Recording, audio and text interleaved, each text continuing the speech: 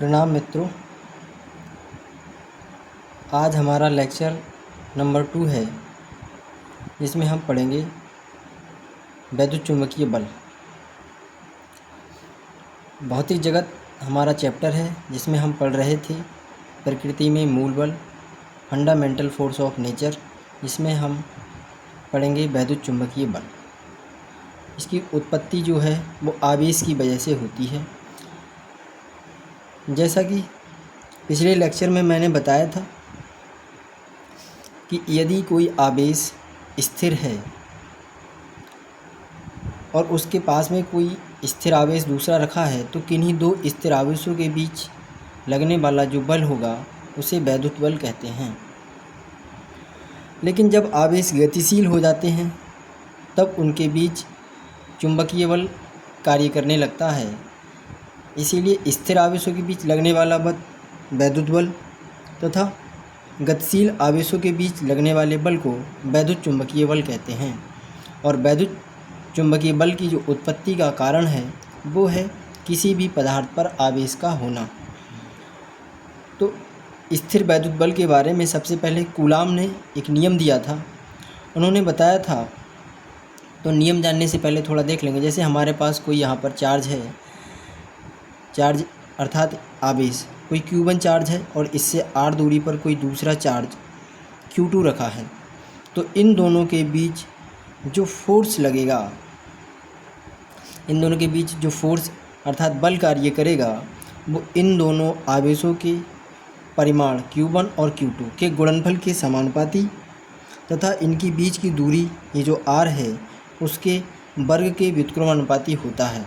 तो कूलाम ने नियम दिया था कि किन्हीं दो स्थिर बिंदु आवेश का मतलब है कि बहुत छोटे चार्ज पार्टिकल, तो किन्हीं दो स्थिर बिंदु आवेशों के बीच लगने वाला वैद्युत बल उन दोनों आवेशों के परिमाण के गुणनफल के अनुक्रमानुपाती तथा उनकी बीच की दूरी के वर्ग के व्युत्क्रमानुपाती होता है। हमारे पास ये कोई दो चार्ज हैं Q1 और Q2 और एक दूसरे से r दूरी पर ये सेपरेटेड हैं। तो इनके बीच जो फोर्स कार्य करेगा F वो प्रोपोर्शनल होगा इन दोनों आवेशों के गुणनफल के Q1 इंटू Q2। इसको हम इक्वेशन नंबर 1 लिख सकते हैं। और ये अगर r दूरी पर एक दूसरे से स्थित हैं तो इनके बीच जो फोर्स होगा F इन्वर्सली प्रोपोर्शनल 1/r²। अब हम इन दोनों अगर इक्वेशन को कंबाइन करेंगे तो हम लिख सकते हैं F proportional Q1 Q2 divided by r²। और जब भी प्रोपोर्शनलिटी का साइन हटता है तो एक कांस्टेंट आता है, तो इसको हम लिख सकते हैं F is equal to 1/4 pi epsilon naught K Q1 Q2 divide by r²। तो ये किन्हीं दो बिंदु आवेशों के बीच लगने वाला स्थिर वैद्युत बल है। यहाँ पर 1/4 पाई एप्सिलॉन नॉट K एक कांस्टेंट है, जिसमें K जो है वो इन दोनों के बीच अगर कोई माध्यम है तो उसका K परावैद्युतांक है। जहाँ K माध्यम का परावैद्युतांक है, लिख सकते हैं जहाँ K माध्यम का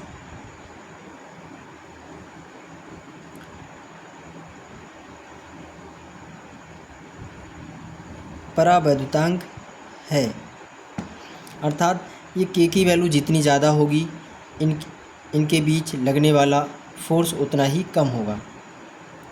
ये तो हमने देखा कि जब आवेश स्थिर होते हैं, लेकिन जैसे जैसे आवेश अगर गतिशील हो जाए तो उनके बीच जो फोर्स लगेगा, जो बल कार्य करेगा, उसे हम वैद्युत चुंबकीय बल कहते हैं। तो एक बार पूरा सुनेंगे फिर से कि किन्हीं दो स्थिर बिंदु आवेशों के बीच लगने वाला वैद्युत बल उन दोनों आवेशों के परिमाण के गुणनफल के अनुक्रमानुपाती तथा उनकी बीच की दूरी के वर्ग के व्युत्क्रमानुपाती होता है। लेकिन जब आवेश गतिशील हो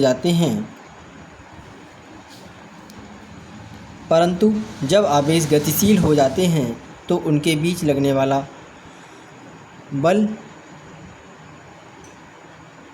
वैद्युत चुंबकीय बल कहलाता है। वैद्युत चुंबकीय बल के गुण जैसे केंद्रीय बल, केंद्रीय बल का मतलब क्या है, देखो यहाँ पर अगर ये कोई आवेश है Q1 और यहाँ पर ये आवेश है Q2, तो इन दोनों के बीच जो बल कार्य करेगा वो इसके सेंटर की ओर कार्य करेगा। इसके कारण इस पे बल इसके सेंटर पे लगेगा, इसके कारण इस पे बल इसके सेंटर पे लगेगा। तो ये केंद्र की ओर कार्य करते हैं, इसीलिए इनको केंद्रीय बल कहते हैं।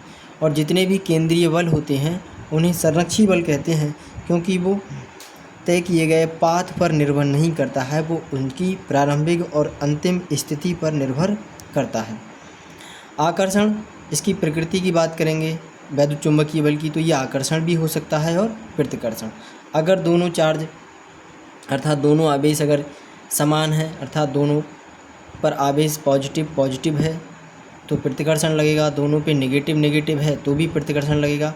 लेकिन अगर विपरीत चार्ज है, अपोजिट चार्ज प्लस और माइनस है, तो फिर अट्रैक्शन लगेगा। तो इस तरह से हम देख सकते हैं कि वैद्युत चुम्बकीय बल आकर्षण तथा प्रतिकर्षण दोनों प्रकृति का होता है।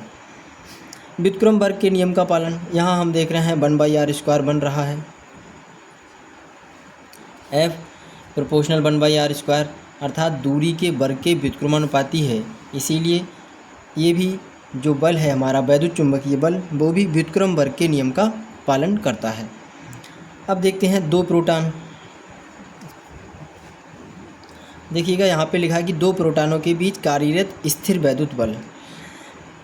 अगर मैं कोई दो प्रोटॉन ले लूँगी कि ये प्रोटॉन, इस पर Q1 लिख देता हूँ, ये दूसरा प्रोटॉन है Q2 और ये एक दूसरे से अगर ये r दूरी पर स्थित हैं, तो इस प्रोटॉन का कुछ ना कुछ मास होगा जिसे मैं m1 कह देता हूँ। अब मास तो, और इसको मैं मास, जो दोनों प्रोटॉन है तो मास तो समान ही रहेगा, तो इसीलिए m कह देते हैं।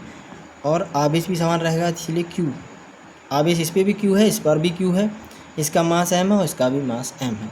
अगर मैं बात करूँगा इनके बीच लगने वाला स्थिर वैद्युत बल, तो फार्मूला क्या लिखूँगा, F = 1/,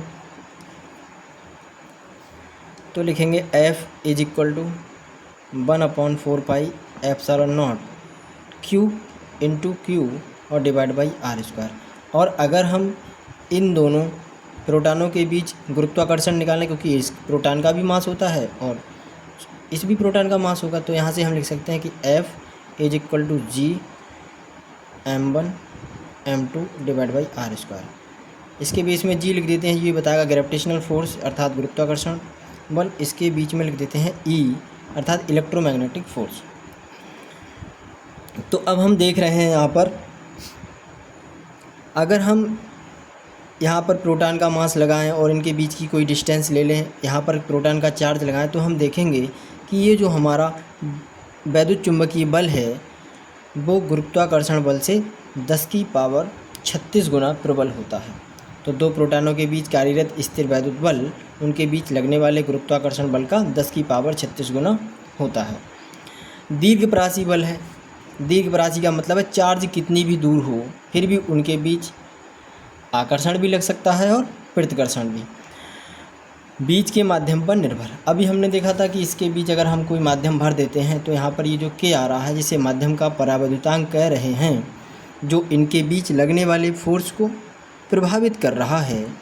अर्थात यदि चार्ज के बीच कोई माध्यम है तो उनके बीच लगने वाला फोर्स बदल सकता है, लेकिन गुरुत्वाकर्षण बल जो होता है वो माध्यम पर निर्भर नहीं करता है। तो ये जो हमारा हो जाएगा वैद्युत चुम्बकीय बल, वो माध्यम पर निर्भर करेगा। दूसरा ये रह गया 6 पॉइंट, दीर्घपरासी बल। दीर्घपरासी का मतलब है कितनी भी दूर हों तभी भी उनके बीच वैद्युत चुम्बकीय बल कार्य करेगा। और हमारा गुरुत्वाकर्षण बल है वो भी दीर्घपरासी बल है, क्योंकि देख लो सूर्य से अर्थ कितनी दूर है, मून से अर्थ कितनी दूर है, फिर भी उनके बीच गुरुत्वाकर्षण फोर्स जो है वो ग्रेविटेशनल फोर्स वर्क कर रहा है। इसका मतलब ये हुआ कि गुरुत्वाकर्षण बल भी हमारा दीर्घपरासी बल है और वैद्युत चुम्बकीय बल भी दीर्घपरासी बल है।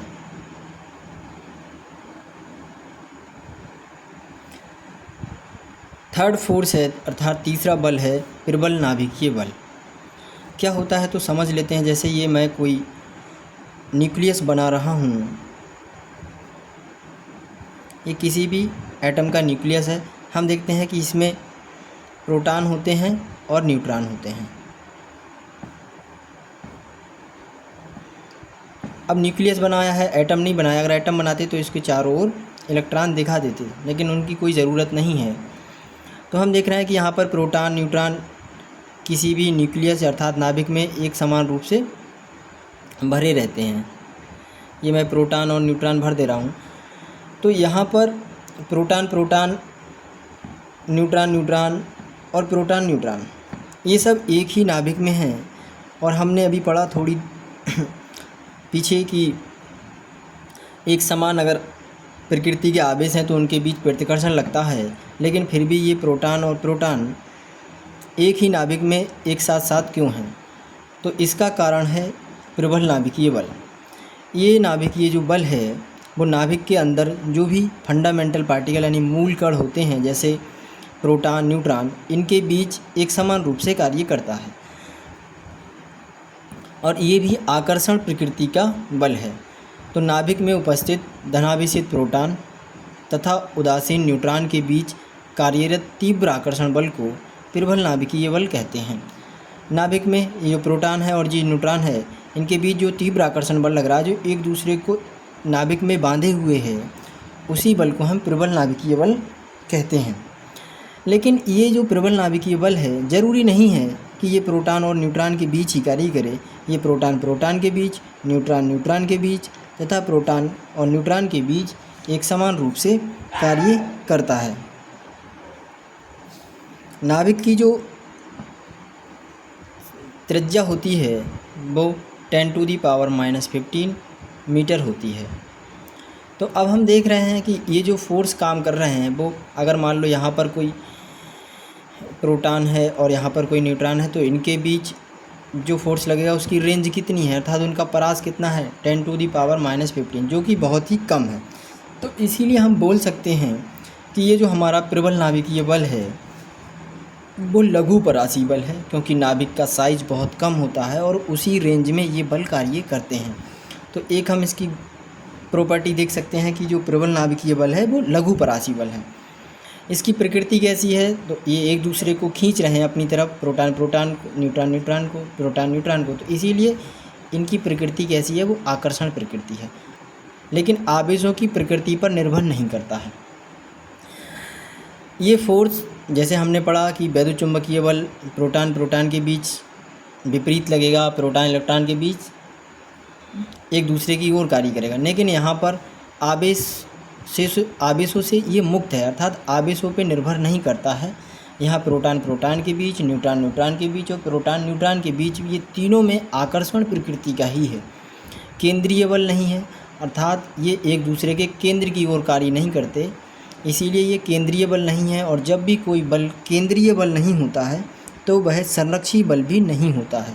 तो ये बल भी संरक्षी बल नहीं है, केंद्रीय बल नहीं है, लघु परासी बल है।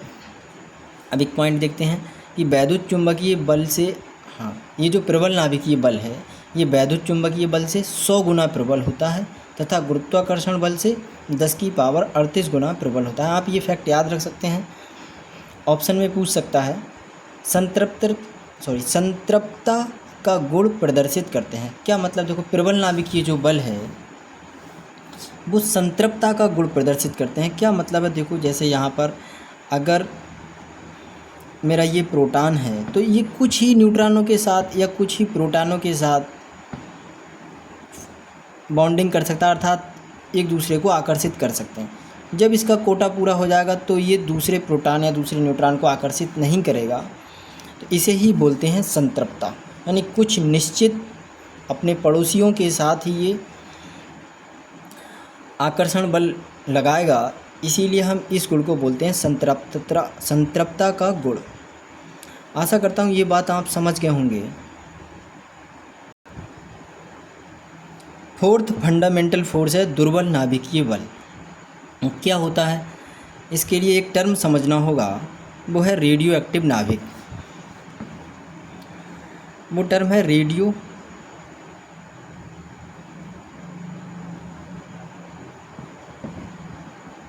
एक्टिव नाभिक। क्या होता है? कोई भी नाभिक होता है, ज़्यादातर हमने पढ़ा है कि उसमें number of neutron equal to number of proton. लेकिन कुछ हमारे नाभिक अर्थात कुछ हमारे एटम ऐसे होते हैं जिनके जो नाभिक होते हैं, न्यूक्लियस होते हैं, उनमें number of neutron greater than proton होता है, यानी न्यूट्रॉनों की जो संख्या है वो प्रोटॉनों की संख्या से ज़्यादा होती है। अर्थात n/p का अगर हम मान देखें, रेशियो ऑफ अनुपात, यानी कि न्यूट्रॉन और प्रोटॉनों का अगर अनुपात 1 से बड़ा आता है तो ऐसे नाभिक को हम अस्थिर नाभिक या रेडियो एक्टिव नाभिक बोलते हैं, क्योंकि ये स्वतंत्र अवस्था में नहीं रह सकते, इनमें विघटन होता रहता है, ये अपने आप स्वतः विघटित होते रहते हैं। इसीलिए ऐसे नाभिकों को हम रेडियो एक्टिव नाभिक कहते हैं। समझ में आ गया होगा। एक बार पुनः रिपीट करता हूँ कि ऐसे नाभिक जिनमें number of neutron greater than number of proton, उन्हें हम बोलते हैं रेडियो एक्टिव नाभिक।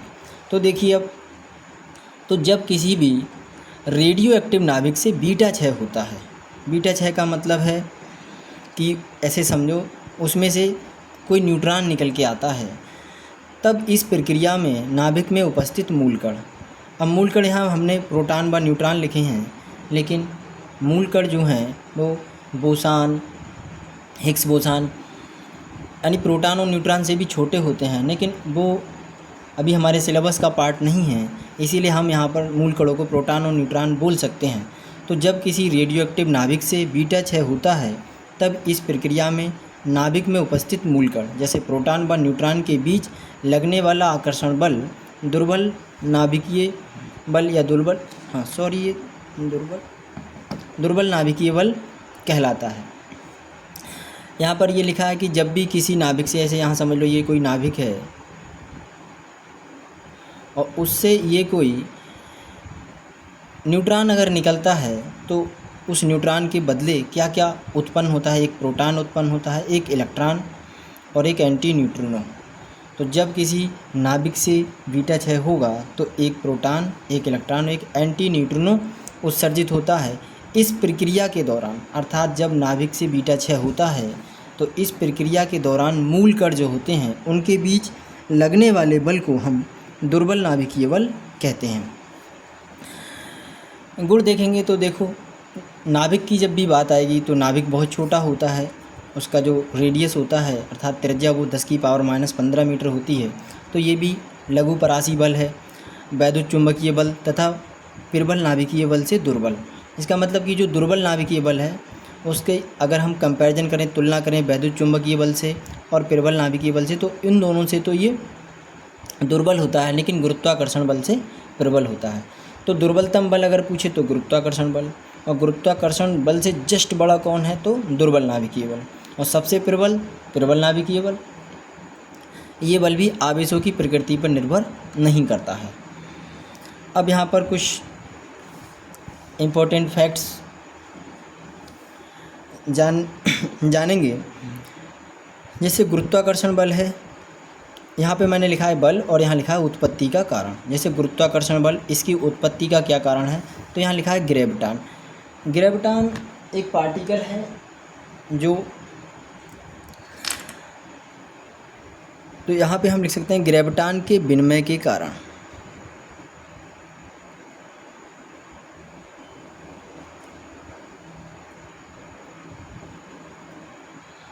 सबकी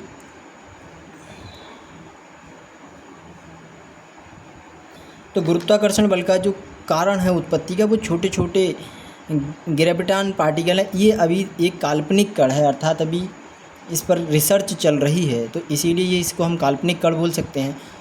तो जैसा कि वैज्ञानिकों ने बताया है कि गुरुत्वाकर्षण जो बल है वो ग्रेविटॉन के विनिमय के कारण होता है। एक मैसिव अर्थात द्रव्यमान वाली बॉडी से दूसरी द्रव्यमान वाली बॉडी पे जब ग्रेविटॉन ट्रांसफ़र होता है तो उनके बीच गुरुत्वाकर्षण बल उत्पन्न होता है। वैद्युत चुंबकीय बल ये फोटान के विनिमय के कारण होता है। फोटान जैसे हमारी जो लाइट है अर्थात प्रकाश, वो फोटान के रूप में आगे चलता है। प्रबल नाभिकीय बल ये भी पाई मेसान, ये भी फंडामेंटल पार्टिकल है, बहुत छोटा। तो प्रबल नाभिकीय बल पाई मेसान के विनिमय के कारण उत्पन्न होता है और दुर्बल नाभिकीय बल बोसान के विनिमय के कारण उत्पन्न होता है। यहाँ पर एक चीज़ और जान सकते हैं कि जो ग्रेविटान है वो 2 स्पिन वाला बोसान होता है। यहाँ पर बोसान 1 स्पिन वाला है, लेकिन ग्रेविटान में बोसान ही होता है वो 2 स्पिन वाला होता है। तो इस तरह से ये हमारा जो चैप्टर है वो 1 आज कंप्लीट होता है, क्योंकि इसमें जो अभी संरक्षण के नियम हैं वो हम आगे फिजिक्स में पढ़ेंगे, तो इसीलिए अभी हम उनको यहाँ पर स्किप कर देते हैं। आशा करता हूँ कि आपको ये वीडियो पसंद आएगा, और यदि आपको वीडियो पसंद आता है तो कमेंट कीजिए और मुझे बताइए कि आपको समझ में आ रहा है और कितना आ रहा है। वीडियो को ज़्यादा से ज़्यादा शेयर करें, चैनल को सब्सक्राइब कराएं, सो दैट मैं आपको और अच्छे से कंटेंट प्रोवाइड कर सकूं। अभी तो मैं कॉपी पर ही पढ़ा रहा हूं, अगर बच्चों का फीडबैक अच्छा रहा तो मैं बोर्ड पर भी बोर्ड पर पढ़ाकर क्लासेज अपलोड करूंगा। तो सभी को धन्यवाद।